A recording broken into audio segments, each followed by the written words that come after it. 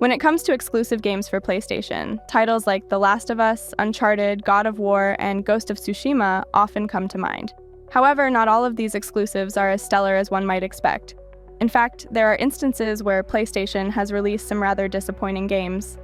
Today, I'll be highlighting 10 of the least impressive exclusive titles from Sony. Killzone, Shadowfall. Launching as the only console-exclusive first-person shooter for the PlayStation 4, Killzone Shadowfall aimed to showcase the console's capabilities. While it certainly succeeded visually, Guerrilla Games' track record for creating stunning visuals often overshadowed its gameplay, which failed to innovate. If you compare it to other first-person shooters, the gameplay feels lackluster. Additionally, the graphical enhancements didn't align well with the traditional Killzone aesthetic, which was characterized by bleak, war-torn environments like Helgen. The dark, gritty atmosphere was compromised by the graphical upgrades, making it seem out of place. As a launch title, expectations were high, and unfortunately, it did not deliver. Kung Fu Rider. Thankfully, we've moved past the era when motion controls were all the rage, an era marked by gimmicky titles like Kung Fu Rider. This game epitomizes the pitfalls of trying to force motion controls into gaming experiences. The gameplay was clunky and frustrating, making it nearly impossible to navigate smoothly.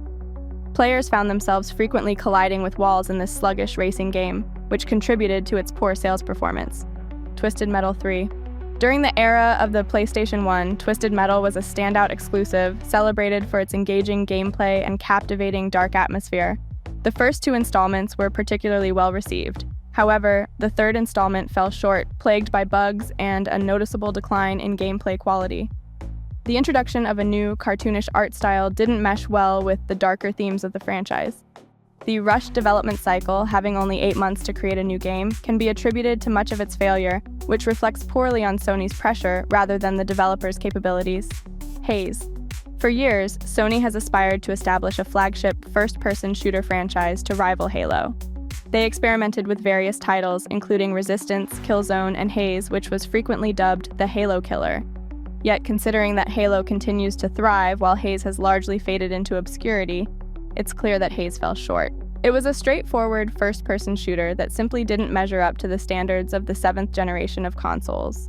Both its gameplay and graphics paled in comparison to Halo, leading to a lack of interest in the game. Even when set aside against Halo, Haze was genuinely underwhelming, mediocre at best. It failed to stand alongside Sony's other remarkable exclusives, contributing to its dismal performance. Destruction AllStars. Sony has made attempts to break into the realm of live service games, online titles, but unfortunately, they haven't found success yet. One of their missteps was Destruction AllStars, which aimed to rival Rocket League but fell short in nearly every aspect. From its launch, the game was riddled with technical issues. In the initial months, players struggled to complete matches due to lagging servers, fluctuating speeds, and frequent disconnections. Adding to the frustration, the game was loaded with microtransactions. Everything you wanted to do required extra payment, and it's important to note that this was not a free game. It was a paid title. Initially priced at $70, the price was later dropped to $20 due to low sales, yet players still hesitated to spend even $5 to unlock specific car colors. It did feature a single-player story mode, but it too was marred by the desire to charge players for unlocking new characters. The overall experience felt like an endless push for monetization. The Order, 1886. Another title I personally appreciated for its atmosphere and visuals was The Order, 1886. This game aimed to showcase the graphical potential of the PlayStation 4, and it succeeded in that regard. Unfortunately, that was its only achievement, as the gameplay was quite simplistic. It played out as a basic cover shooter with a slow pace. The developers intended to create a realistic experience, but this resulted in a lack of the fast-paced action that players expect from similar games like Gears of War, leading to diminished interest. To make matters worse, the game was incredibly short, completable in just 3 hours. When purchasing a full-price Sony exclusive, players anticipate a minimum of 7 hours of content. Additionally, the story felt incomplete. The developers were so confident about a sequel that they left plot threads unresolved. However, as we know, a sequel never materialized due to the game's underwhelming performance. Mortal Kombat Special Forces. Adding to the frustration, the game was loaded with microtransactions. Everything you wanted to do required extra payment, and it's important to note that this was not a free game. It was a paid title. Initially priced at $70, the price was later dropped to $20 due to low sales, yet players still hesitated to spend even $5 to unlock specific car colors. Mortal Kombat: Special Forces is a simplistic beat-em-up where you control Jax, a somewhat popular character, through a non-canonical storyline. The game is short, and its gameplay lacks engagement. The plot fails to captivate, and many fans were left wanting a more traditional Mortal Kombat experience. As a result, this game is remembered as one of the worst PlayStation exclusives. Knack.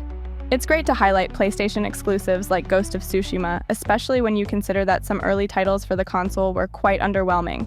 Take Knack, for example. It was a peculiar platformer that lacked the charm of beloved characters like Ratchet and Clank or Crash Bandicoot. Instead, players controlled a character made up of small metal pieces, engaging in combat with the most basic moves, throwing punches and kicks at enemies that could perform a variety of impressive attacks. You often found yourself wondering, why can't my character do that? It was frustrating, to say the least. As for the story, despite being developed with the involvement of DreamWorks, it bore no resemblance to their iconic works. The plot was riddled with cliches, and the dialogue was cringeworthy enough to make you want to bang your head against the wall. Honestly, I can't think of a single redeeming quality about this game. Concord. And then there's Concord. Do we even need to discuss it? Often cited as one of the biggest failures in video game history, this title had an astronomical development cost of around $400 million. Yet it managed to attract only about 60 players on Steam. It sold fewer than 20,000 copies, and within a week, Sony recognized its lack of viability and shut down all its servers.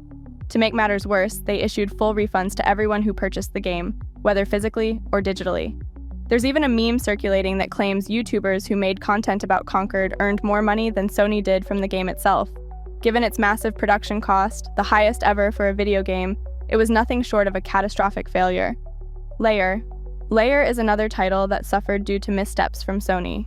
Originally intended as a launch title for the PlayStation 3, the game promised a unique experience with dragon riding and aerial combat, concepts that were relatively unexplored in gaming. Despite having an intriguing premise and atmosphere, the execution was hampered by poor controls. Sony's insistence on utilizing their new DualShock controller led to a frustrating gameplay experience, where players struggled to control the dragon effectively. Had the game featured more intuitive controls, it might have found success, but this pivotal decision ultimately led to its downfall. Don't forget to like and subscribe. See you in the next video.